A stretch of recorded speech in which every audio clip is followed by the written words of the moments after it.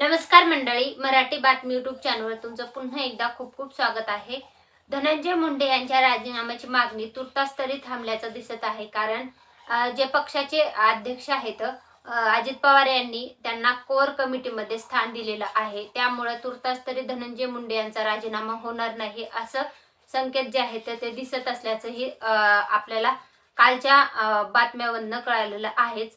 तर त्याची सविस्तर माहिती देणारा व्हिडिओ जो आहे तो मी तुमच्यासाठी घेऊन आलेले आहे.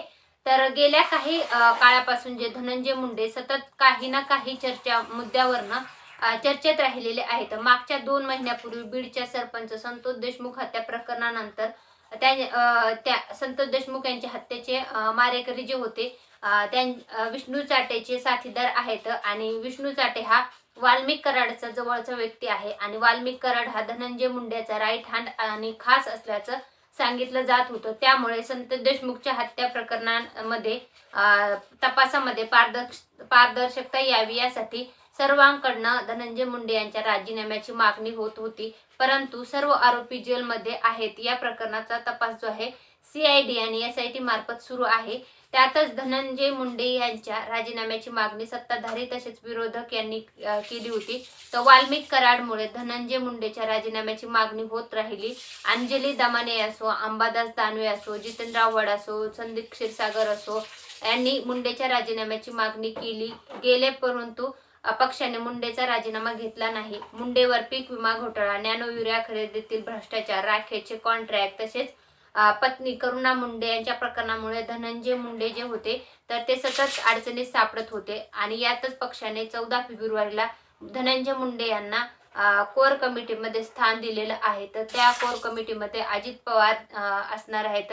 त्यानंतर मुंडेचे प्रमोशन झाल्याचं यातून दिसत आहे. तर याच्यामध्ये कोण कोण आहे कोर कमिटीमध्ये, तर राष्ट्रवादीच्या कोर कमिटीमध्ये पक्षाध्यक्ष अजित पवार आहेत, राष्ट्रीय कार्याध्यक्ष जे आहेत प्रफुल्ल पटेल आहेत, त्यानंतर प्रदेशाध्यक्ष सुनील तटकरे, ज्येष्ठ नेते छगन भुजबळ, दिलीप वळसे पाटील, वैद्यकीय शिक्षण मंत्री हसन मुश्रीफ आणि अन्न व नागरी पुरवठा मंत्री धनंजय मुंडे यांचाही या कोर कमिटीमध्ये समावेश आहे. आगामी स्थानिक स्वराज्य निवडणुकीचा लक्षात ठेवून ह्या पक्ष बांधणी धोरणांची आखणी व अंमलबजावणी करणे हा या कोर कमिटीचा उद्देश असणार आहे. तर त्याच्या संदर्भातली ही संपूर्ण माहिती होती.